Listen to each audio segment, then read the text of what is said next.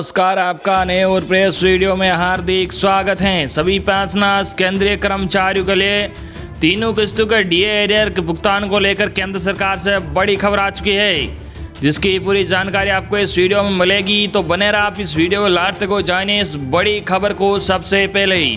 इससे पहले अगर आपने अभी तक भी इस वीडियो पर एक लाइक नहीं किया तो एक लाइक कर दीजिए, क्योंकि आपका एक लाइक ही हमारी मेहनत का फल होता है। वही चैनल को भी फ्री में सब्सक्राइब नहीं किया हो सब्सक्राइब कर लीजिए, ताकि आगे भी आपको कर्मचारियों पेंशनर से जुड़ी लेटेस्ट बड़ी अपडेट सबसे पहले देखने को मिलती रहे।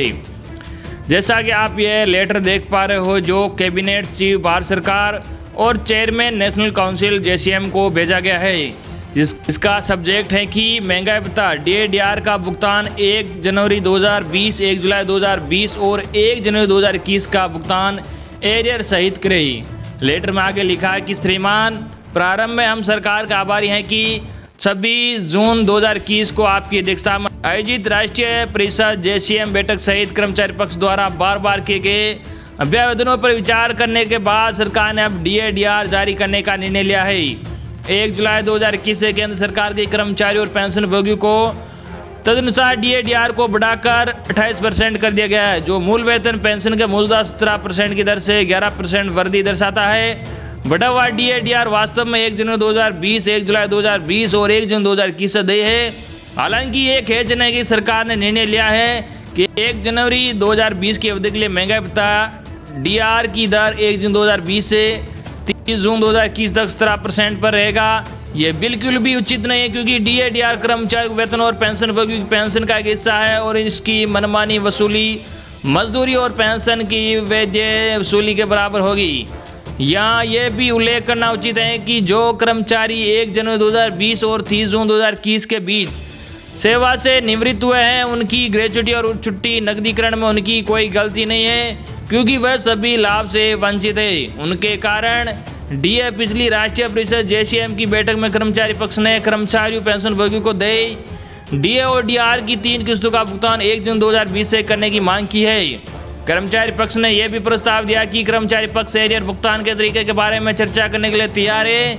आगे लिखा है कि यहाँ हम आपका ध्यान भारत के माननीय सर्वोच्च न्यायालय के 8 फरवरी 2021 को दिए गए निर्णय की ओर आकर्षित करना चाहते हैं, जो 2020 की सिविल अपील संख्या 399, 2020 की एसएलपी संख्या 2553 से उत्पन्न होता है। माननीय सर्वोच्च न्यायालय ने निर्णय लिया है कि वेतन और पेंशन कर्मचारियों का सही पूर्ण अधिकार है और देय भी है। कानून के अनुसार आपकी तरह के तैयार संदर्भ के लिए निर्णय का प्रासंगिक भाग नीचे भी बताया गया है। ये बताया कि वेतन और पेंशन को स्थगित हिस्से के भुगतान के लिए निर्देश अपवाद नहीं है। प्रदान की गई सेवाओं के लिए राज्य के कर्मचारियों को वेतन दिया जाता है।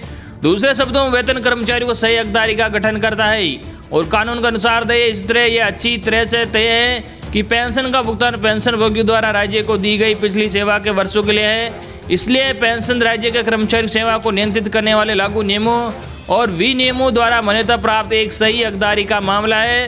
राज्य सरकार ने 2 चरणों में बकाया राशि के भुगतान के लिए इस न्यायालय के निर्देशों का पालन किया है। जहां तक ब्याज का संबंध है, हमारा विचार है कि उस न्यायालय द्वारा निर्धारित 12% प्रतिवर्ष ब्याज की दर को उपयुक्त रूप से कम किया जाना चाहिए, जबकि प्रतिवादियों के विद्वान अधिवक्ता का कहना है कि ब्याज का पुरस्कार सरकार की कार्रवाई के कारण था, जो कानून का विपरीत था। हमारा विचार है कि ब्याज के भुगतान का उपयोग राज्य सरकार को दंडित करने के साधन के रूप में नहीं किया जा सकता। यह कहने का कोई फायदा नहीं है कि जिस सरकार ने वेतन और पेंशन के भुगतान में देरी की है, उसे उचित दर पर ब्याज देने का निर्देश दिया जाना चाहिए।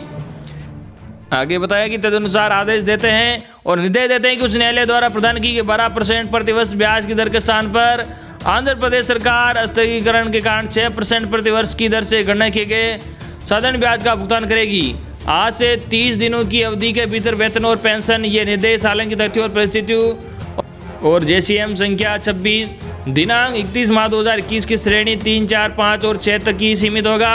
हम स्पष्ट करते हैं कि राज्य के सभी पेंशन भोगियों को 6% की दर से ब्याज का भुगतान किया जाएगा।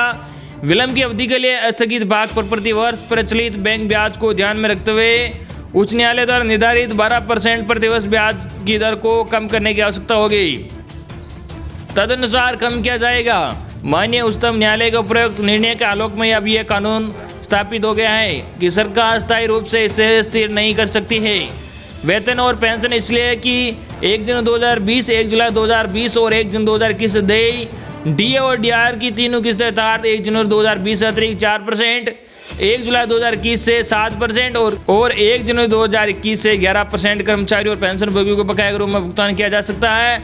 आप इस बात की भी सराहना करेंगे कि बकाया राशि से बाजार में नकदी का प्रवाह बढ़ेगा, जिससे अंततः देश की अर्थव्यवस्था को लाभ होगा। माननीय उच्चतम न्यायालय के दिनांक 8 फरवरी 2021 के निर्णय की एक प्रति अवलोकना तो इस पत्र के साथ भी भेजी गई है, जो आप ये स्क्रीन में ये प्रति देख पा रहे हो।